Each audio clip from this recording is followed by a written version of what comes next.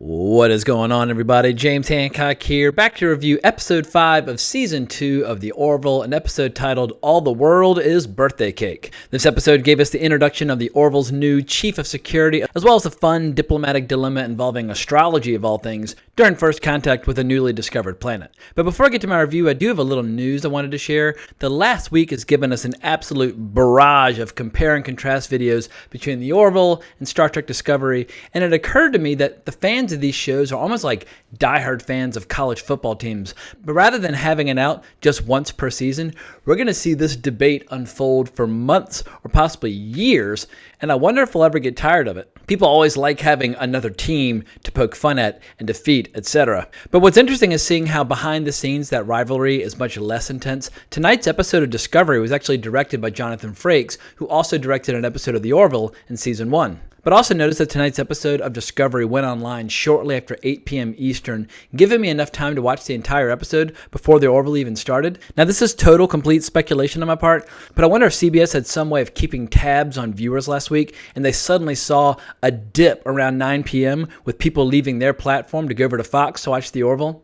Chalk that up to pure conspiracy theory until we get more information on that, but it was nice to be able to watch the entire episode of Discovery before the Orville. But as far as this channel is concerned, the Orville always comes first, so my Discovery review will have to wait until tomorrow. Also, one last piece of sci-fi related news. Starting February 8th, the first 3 seasons of The Expanse will be streaming on Amazon, which is the show's new home, and season 4 is going to be coming later this year. So if you haven't gotten up to speed on the show and you really like gritty, hardcore sci-fi, I strongly encourage everyone to have a look. So tonight's episode was an enjoyable one. I wouldn't necessarily describe it as a complete home run, but it was at a bare minimum, a single or a double, enough to get on base. And the predicament is a classic Star Trek scenario where the crew encounters a more primitive species, taking its first steps into communicating with the rest of the universe. The crew of the Orville is absolutely thrilled to be the first to make first contact, and it provides a great opportunity to see the new Chief of Security in action. Ed has requested another Selayan on the crew, which leads to the arrival of Lieutenant Tala Kalai, played by Jessica Zar. I'm not positive I'm pronouncing either of those names correctly, so don't quote me.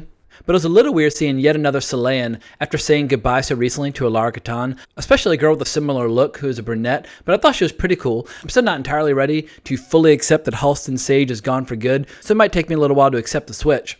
But I sincerely hope we haven't seen the last of Patrick Warburton as Tharl on the show. He's absolutely fucking hysterical. A lot of people have taken note of the fact that Season 2 seems to be less centered on gags than Season 1, but I do think the show has successfully found that perfect balance between humor and serious drama. And because the episodes play the drama straight, it makes the gags that punctuate the drama that much more effective. A perfect example is at the beginning of the episode when Kelly's trying to convince Bortus that they should combine their birthday parties, and Bortus very abruptly explains to her that his birthday is his day, and there's something about his delivery that just absolutely made me howl. But the drama really gets underway once the crew begins their diplomatic relations down on Rigor 2. I hope I'm saying that right. Initially, all's well until Dr. Finn discovers an unusually high number of C-sections among pregnant women.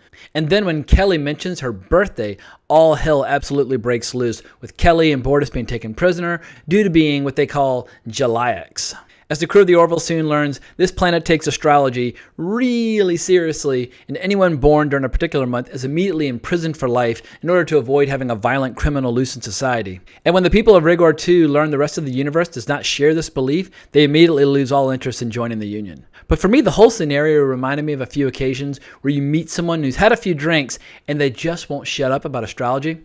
I'm all for people believing what they wish, reading what they wish, but something tells me that MacFarlane or one of his writers had a really bad date at some point who's a really hardcore true believer in astrology. But once again, the fact that this show was playing it straight on the topic of astrology was making me crack up all the more. When Ed tries to explain to them that a ball of gas light years away can have no impact on behavior whatsoever, it completely falls on deaf ears. And I love how Isaac basically just said that astrology is scientifically unsound. But making matters worse and giving them a bit of a ticking clock scenario, Ted Danson, aka Perry, says that the Orville needs to return to active duty after a month of failing to get Bortus and Kelly out of that prison. So while this episode was serious in tone, there was one joke in the prison that about made me roll off my couch. There's a scene where a woman is giving birth, and Kelly looks at Bortus and asks for his advice, and he replies, "Will there be an egg?" And I don't think we could say enough about Peter Macon's comedic timing as Commander Bortus. He's absolutely fucking hysterical. At any rate, Kelly and Bortus end up having to go full Rambo, try to break out of the prison, and meanwhile on the Orville, they finally discover the source of the paranoia about Jalaics. Apparently, thousands of years ago, one of their stars in an important constellation became a black hole, which absolutely terrified them at the time. So Lamar and Malloy cook up this plan where they're going to restore the constellation with a fake star. It's basically a band-aid in the short term, but it works, and it saves Kelly and Bortus from being executed. Now, I've said this before, and I'll say it again, but there's something about Lamar and Malloy when they're working together. I think those two guys have the best chemistry on the show, and whenever I see them in action, problem-solving side by side, it always puts a huge smile on my face. So, all's well that ends well. The crew has a little ethical debate about basically solving a diplomatic problem with a lie, but they justify it basically by saying that the planet will basically innovate its way past the problem. But who knows, maybe a few seasons down the road, we'll see some consequences for this short-term solution. But they immediately switch gears and they start to get down at Kelly and Bortus' birthday party. And I'd say overall it was a really satisfying episode, but it's probably not likely to become anyone's new favorite episode. But with that in mind, I think this season still has remained very consistent. They're batting 5 for 5 as far as I'm concerned. And I think next week's episode looks absolutely fantastic with Isaac going on a date. Also, I've been seeing some conflicting information online, but at some point in the next few weeks, the show is going to skip a Thursday or basically take a week off. So pay close attention to your TV schedule as to when that might be. But I think that's all I got for tonight. I was relieved to see that in terms of ratings, episodes 3 and 4 this season saw a slight bump over episode 2. But I'd be really interested in seeing some data and some information on not only just the viewers when the show's playing live, but how many people are watching it online after the fact. So I'll do some digging online and see if I can find any information on that front. But I hope you enjoyed my reaction and review. If you did, please consider subscribing to my channel. I'd really appreciate it. If you want to talk about sci-fi or Star Trek or the Orville or whatever, you can always find me on Twitter at Colbrax. And there's a link in the description below. But thanks as always for watching my video. I really appreciate it. But more importantly, onwards and upwards.